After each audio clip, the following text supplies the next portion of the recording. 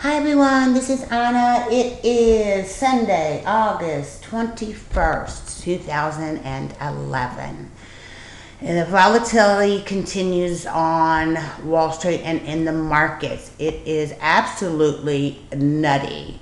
However, that being said, if you are prepared in a good way, you can really make some good money off of it. Now let's take a look. I'm going to show you what I have on the daily here as far as a wave count. We are in primary wave 3, and I do believe that we came down here. That was our first wave. This is 2, coming down with 3, which we should get a little some more down, then 4, and then 5. Okay, that's the sub waves. Now that being said, so I'm looking for, I don't know how tomorrow's going to open. I just wish I could give you that answer, but I can't. It's been so all over the place. But you can see the daily still pointing down here, and the divergences are just barely rolling over. So we have to see where it's going to take us. I was thinking that we either get to 1095 here and then go back up for this next 4 wave, or we come back down to about a 1077, maybe a little bit lower. So we'll have to keep our eyes on the charts and see what we see. Now remember this M&A pattern I promised you, and look at this, it's playing out just as I thought that it would on the charts. Let's take a look at a little bit shorter time frame. Now when we do bounce off that next low I'm looking for us to go back up to about 1136, maybe 1150. So we'll have to keep those numbers in mind. Okay, and if you go back, you can see I pretty much called a lot of what we have going on here right now. All right, let's go over to the 4-hour. It's a little bit more broken down for us. Now, I don't know, like I said, how we're going to open up, but we do have a slight bear flag in here. Your stochastics have turned over and are trying to point down. However, we do have some slight bullish divergence on the 4-hour. Breaking it down to the 60. You got, see, it looks like it's going to try to bounce, but I can tell you from experience, this can roll right over. So it's not really anything that you can bank on over a weekend, and especially these days. And here we could be having a little head and shoulder pattern in here. Is it possible we can come up to 1143? Yeah, anything's possible. I've never seen such craziness in my entire trading career. Now let's go look at gold, because I have been long gold all the way in, and I have told you that in the charts. Now, what we did, we've had a little bit of a blow off top here on Friday, and you can see we came back down to that level of 1854 I was talking about. This is now a value area, and we're holding right in there. Now, you could say there's a little bear flag in here, and we could even come down to 1842 or even 1800 level, and we are still in a bull market for gold. Okay, still in a bull market for gold. Now, I heard some rumors that IB is raising margins, but not the CME on gold,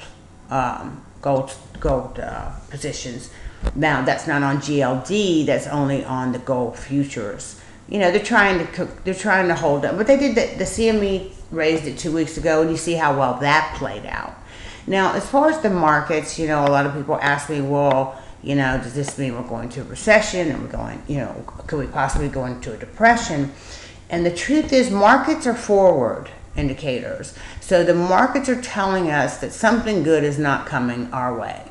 You know, they're a forward-looking indicator, and usually about 6 months forward-looking. You know, and economic numbers are in the rearview mirror, technical analysis in the rearview mirror, but the markets are telling us there's trouble ahead. That doesn't mean we can't have big rallies. This is a bear market. We do, if you go back to, let's finish with gold. We are in a death cross on most of the indices. They're all of them that I'm tracking. But you see gold, really a powerful move here. And on the daily, you can see this trend line. This is the trend line. And I mean, it literally could come all the way back to 1700 and still be in a bullish uptrend. Okay, see the daily still pointing up. It looks like the oscillator's trying to reassert itself. And that's why you can't just go by, oh, it's coming down, gold's going to go down. You can see where it's starting to reassert itself, and it could actually go even higher. But the overall trend on here, as you can see, it's very bullish, okay, on the MACD histogram. So let's take a look at crude oil. Crude oil has been in a very bearish trend of late, and we can see that we've come off so far from that 1814.83. Has just been incredible, just an incredible sell-off from there. Now take your lines here, and you can see this is our trend line on the downside. I do think that possibly mid-70s is possible, and that's probably where I think we probably sort of bottom out. Now this is more the intermediate term. Let's go take a look on the short term, the 60 minute. The 60 minute is looking a little bit on the overbought side, so I wouldn't be surprised to see it come down this evening as the futures open up. You do have bearish divergence here on your MACD histogram. Of course, as I said before in gold, it can reassert itself and go back up. However, that being said, I believe it looks like we have a descending triangle here. Let me open this up a little bit. Yes. Looks like a descending or a wedge, one of the two, but it looks like it's in a has some more downside to go in crude oil. That being said, I am not in a position on that. I do have a little bit of gold long. We had an incredible week last week, and a little bit short the market and a little bit long gold, short Hewlett Packard. And I believe I told you guys about Hewlett Packard about 2 months ago, that would be a great short to stay with, and it has come off a huge amount since then. Google, I am in two things on Google. I'm in another butterfly, put butterfly, and another call butterfly that's in September. So the nearer one is August. Now Google has just been absolutely just annihilated of late, and you can see same trend. You just got this trend down, okay? And I think we're probably going to see 468 on Google. So we'll have to, doesn't mean it can't bounce up here first to 500 or so, and then turn around and come back down. You can see this is sort of what it's been doing. It comes up, it goes down, keeps making lower lows and higher, lower highs and lower lows, okay? Now, it looks like we might get a little bit of a pop, but this could roll over by tomorrow, so that's hard to tell. Let's take a look at the daily. Now, just glancing here at the daily, I hear a cat screaming. A little bit of a head and shoulder pattern is played out in here. And again, I'm looking for 468, 69 on Google. Not in a straight line, obviously. I think it could bounce up to 500, 511, and then continue its slide down to that 468 level. Well, that's about it. Overall, we are in a bear market. Going again back to the SPYs. You can see we've got our death cross. Okay, we've crossed the 50 has crossed the 200.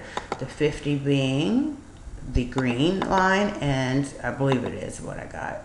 50 is the 200 is blue and dotted. Where's my 50? I don't see my 50. Make sure I got my 50 in here. Put it in there. I got the hull in there, which is the 30 and the 10. So I'm just going to pop that in real quick, make sure. I might have it on one of my other charts. So we'll do 50. Blue is the 200, and this will be our 50. And we'll use dotted for this, and we'll apply, and we'll fix this up. If you guys ever have any questions about some of the charts I use or tools and strategies, just send me an email, info@hotoptionbabe.com. So you can see on the SPY, we have the death cross. That's the green dotted line has crossed the blue dotted line. Okay, that the 50 is crossed over your 200. That's considered a death cross. If the green was crossing on the blue on the upside, it would be a golden cross, and that would be bullish. So you can see this big bear flag here as well. We've come down here, and whoops, I hate when I do that. Okay, we got this, and we have this flag here, and it looks just like a flag, except it's upside down for the bears. And it looks like we could chop around in this range, you know, just chop in and out, and then ultimately come down to some new lows. My actual levels are on the I'll do the ES because that's much more my style, the futures, than the cash composite, which is the SPX. And looking here, I'm thinking that we come down to around 1095, 1077, double bottom it, bounce off that to a lower high again, and then come down to either 980 or 965. Those are the two levels that I'm looking at. And then we'll, of course, bounce from there. And I don't go too far out because I'm just not that kind of a trader. I'm a swing trader. So that's what I'm looking for. And if anybody's interested in joining the lounge, just email me, info@hotoptionbabe.com. Feel free to post away on the free blog as well. We'd love to hear people comment, and you can ask me questions anytime, day or night, and I will try to always get back to you. Okay, thanks a lot. Have a really great trading week and trade carefully.